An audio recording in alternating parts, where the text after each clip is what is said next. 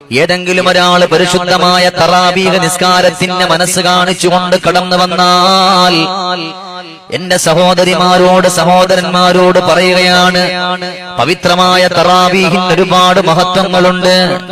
ഓരോ ദിവസത്തെ തറാവീഹിനും മഹത്വമുണ്ട്. അത് നല്ലതുപോലെ നിസ്കരിച്ചുകൊണ്ട് ജീവിതത്തിൽ കൊണ്ടുവന്നാൽ അൽഹംദുലില്ലാഹ് അത് നമുക്ക് വല്ലാത്ത മെച്ചമാണ്.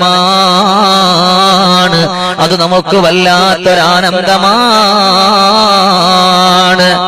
അല്ലാഹുവേ, പടച്ച റബ്ബേ, ഞങ്ങളെ മുഴുവനും നീ സ്വീകരിക്കണേ അല്ലാ.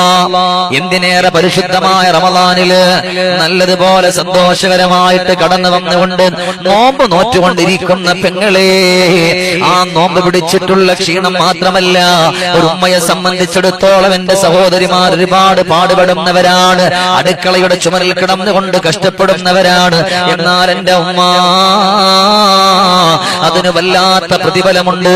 ഇൻഷാ അല്ലാഹ് നാളെ നമ്മുടെ വിഷയം തന്നെ അതാണ്, അടുക്കളയിൽ ജോലി ചെയ്യുന്ന നോമ്പ് നോറ്റ സഹോദരിമാർ എന്നുള്ള വിഷയം പറഞ്ഞുകൊണ്ട് നാളെ നിങ്ങളുടെ മനസ്സിന്റെ കുളിർവരുന്ന ചരിത്രങ്ങൾ പറയും. അല്ലാഹുവേ,